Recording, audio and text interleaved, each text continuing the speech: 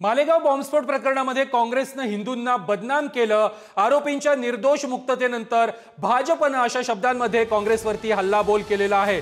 कोर्टाचा निकाल काँग्रेसला सणसणीत चपराक आहे अशी टीका देखील भाजपच्या नेत्यांनी केलेली आहे। आता काँग्रेसनं हिंदूंची माफी मागावी अशा प्रकारची मागणी देखील अनेक भाजपच्या नेत्यांनी केलेली आहे।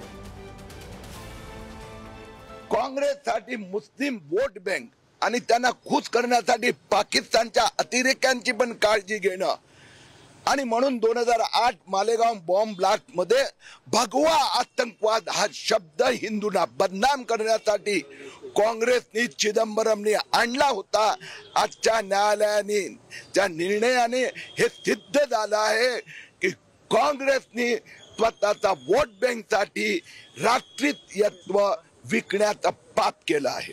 अखेर 17 वर्षाच्या प्रतीक्षेनंतर मालेगाव बॉम्बस्फोट या प्रकरणाचा न्यायालयीन निवाडा आला। न्यायालयानं त्यावेळच्या क्रूर काँग्रेसच्या सरकारला त्याच्या कानफटात ही सनसणीत लगावली।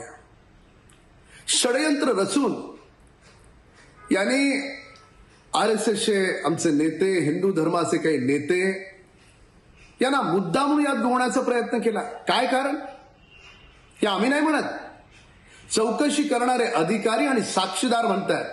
खऱ्या अर्थाने सत्याचा विजय या ठिकाणी होतोय।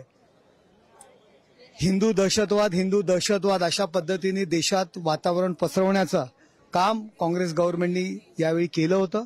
साध्वी प्रज्ञा सिंग, कर्नल पुरोहित 17 वर्ष ही केस सुरू होती, त्यांना अटक, तुरुंगवास सुद्धा झाला होता। परंतु आज दूध का दूध और पानी का पानी हे समोर आलेलं आहे।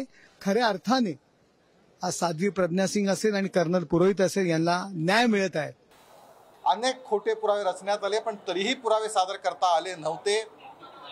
अत्यंत तोकड्या माहितीवरती ओढून ताणून काहीतरी करायचं म्हणून, कारण त्यांचा मुख्य उद्देश हिंदू समाजाला काँग्रेसचा बदनाम करणं, दहशतवादी ठरवणं हाच होता। आणि त्यामुळे कुठल्याही पुराव्याशिवाय जगामध्ये हिंदू समाजाची जी बदनामी झाली त्याबद्दल काँग्रेस पक्षांनी हिंदू समाजाची माफी मागितली पाहिजे अशी आमची मागणी। कांग्रेस की जितने आला कमान जो नेता रहे जिन्होंने भगवा आतंकी शब्द दिया गया था उनको जवाब देना है कि क्यों भगवा आतंकी बताया, किस प्रूफ के साथ आप लोगों ने बोलना शुरू कर दिया, किसने नैरेटिव सेट किया, कौन था, क्या मास्टरमाइंड था, क्यों भारत में 100 करोड़ हिंदुओं को भगवा आतंकी कहा गया। आज एनआई कोर्ट ने साबित कर दिया। लेकिन वो 17 साल कौन लौटाएगा उन सारे लोगों को जिनको आरोपी बनाया गया था, झूठा आरोप। जिथे फक्त वोट बँकच्या पॉलिटिक्ससाठी काँग्रेसनी हिंदू संघटनांशी ह्या ब्लास्टला जोडलं, आरएसएस सारख्या मोठ्या संघटनांशी या ब्लास्टला जोडलं। पण आज 17 वर्षानंतर या प्रतीक्षेनंतर जे खरं आहे ते लोकांच्या समोर आलेलं आहे। मला वाटतं काँग्रेसनी देशाची माफी जी आहे मागितली पाहिजे, हिंदूंची माफी मागितली पाहिजे। मग गुन्हेगार कोण? घटना तर घडल्या हे सत्य आहे ना। मग या घटना घडलेल्या सत्य घटनांमध्ये पोलिसांना आरोपी सापडत नाही याच्यासारखं गृह खात्यावरचं बालंट नाही, काळीवा नाही असे मला वाटते। जे लोक, जे हिंदू समाजाचेही अनेक लोक मुंबईच्या ट्रेन धमाकामध्ये त्यांचाही जीव गेला होता आणि या मालेगावच्या धमाकामध्ये त्यांची जात काय होती ते मला माहित नाही आहे, पण त्यांनाही न्याय मिळाला पाहिजे। आणि याच्यासाठी या देशामध्ये फालतू गोष्टीवर चर्चा न करता लोकसभेमध्ये या गोष्टीवर सर्व राजनैतिक मतभेद विसरून सर्व राजनैतिक पक्षांनी याच्या बाबतीत लोकसभेमध्ये, विधानसभेमध्ये गांभीर्याने चर्चा करण्याची आवश्यकता आहे। आपने कहा था ना, तो आज जो कि Hindu terror is more deadly than Pakistani terror और लश्कर तैयबा, तो आप जवाब नहीं देंगे। बीजेपी की ओर से हम मांग करते हैं सोनिया गांधी, राहुल गांधी देश से माफी मांगे। BJP demands that Madam Sonia Gandhi ji and Rahul Gandhi please apologize to the nation।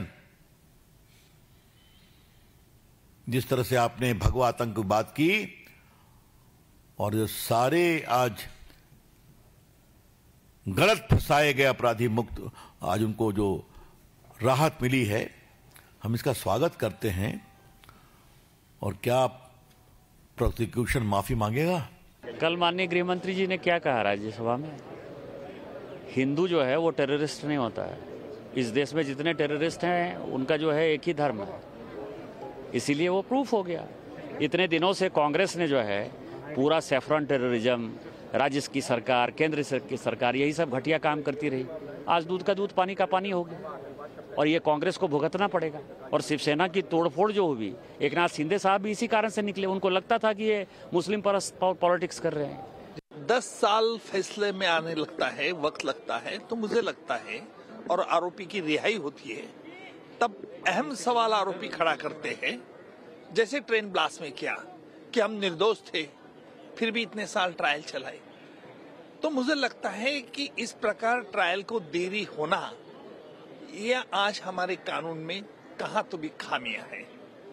दूसरी बात यह है कि जहां 2 इन्वेस्टिगेटिंग एजेंसीज आती है वहां हमेशा 2 इन्वेस्टिगेशन का तालमेल नहीं बैठता है और इसीलिए बंबई के कोर्ट ने इस सभी अभियुक्तों को रिहाई की है। मालेगावच्याच केसच्या निमित्ताने हिंदू दहशतवाद हा जो काय आमच्या हिंदू समाजाची बदनामी करण्याचा जो प्रयत्न झालेला होता, त्यांचा तोंड काळं झालं असेल, त्यांना चेहरा दाखवण्यासाठी आज जागा नसेल।